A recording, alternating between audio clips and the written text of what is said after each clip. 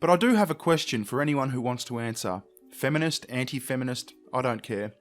I'd like to see a meaningful discussion around this. Oh boy, that includes me. My question is, does a woman have the right to get really drunk and have sex? Sure, why not? Really, anything that's not illegal is technically your right.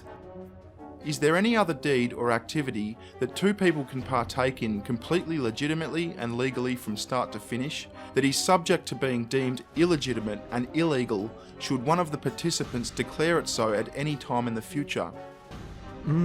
Yes and no. If we assume the implied situation from the first question, then technically yes, there are situations wherein one party being drunk at the time can decide later that they would like to challenge it. Just as a quick example, consider certain product and consumer protection laws or even contract law. For instance, in contract law you outright can't sign a contract or make legal agreements while you're inebriated. And even if you're not drunk, there are consumer protection laws in many jurisdictions that protect people who want to maybe return something the next day. In parts of Europe, for instance, there are no qualifications for those laws either. You simply have the right to return the product. You can, in good faith, both parties, buy something and then bring it back and return it, even though the vendor did nothing wrong or illegitimate.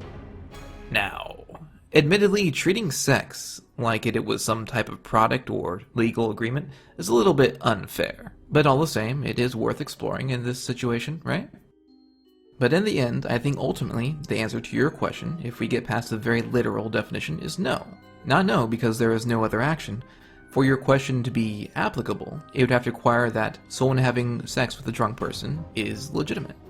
Now, I'm not one to mollycoddle people on this kind of situation, but let's explore this just a little bit, because I suspect this is the kind of response you'd get for these kinds of things. Before you asked if you have the right to do that, you certainly do. However, there is this kind of weird social dichotomy that exists. On one hand, you have the right to do stupid things like get blackout drunk, and on the other hand, we have this social obligation by a law, in many cases, to make sure that those blackout drunk people don't do stupid things. We already talked about how you can't make agreements while you're drunk, but there are very specific laws that handle other forms of handling someone who's inebriated. In a number of jurisdictions, it'd be a death knell for your tattoo business if you gave a tattoo to a drunk person. As a much better example, perhaps, over here, across the pond in the States, crikey, it is illegal to sell an already intoxicated person more alcohol.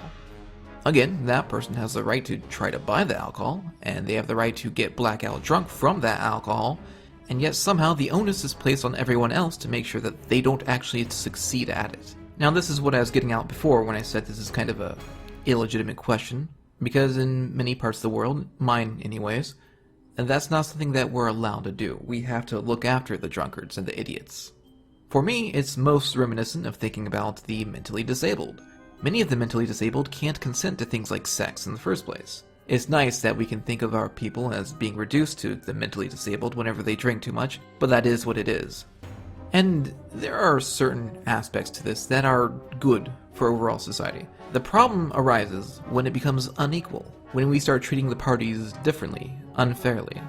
Specifically, the situation I think you're trying to get to is what happens when both parties are drunk. Now this is an interesting problem, a problem that, to the best of my knowledge anyways, only affects men.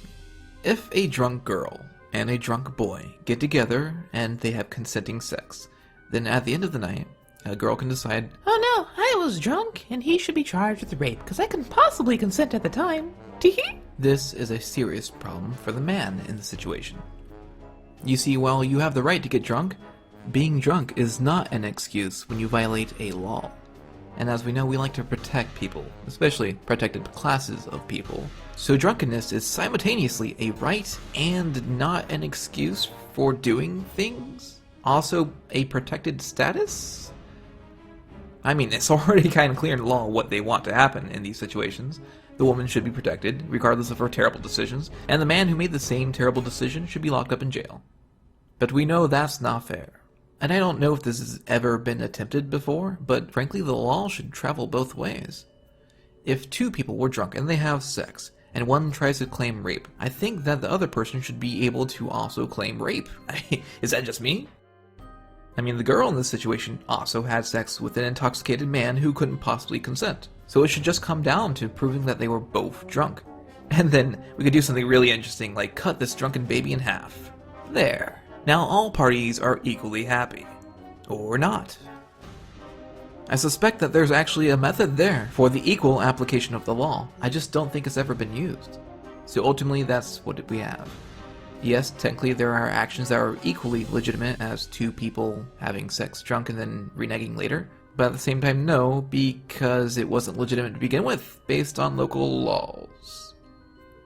Is that satisfying? I mean, I don't think anyone's going to come out satisfied from this. Have you ever had drunk sex? No one's ever satisfied. Well, I hope you're happy, you furry cunt. I hope it gave you something to think about, but you have a good night. Ah, shit. I should have done this whole thing in a Steve Irwin accent. He pays more attention to Australians, doesn't he? Crocky, eh? Bear. Noise. Crocodile hunters. Yeah.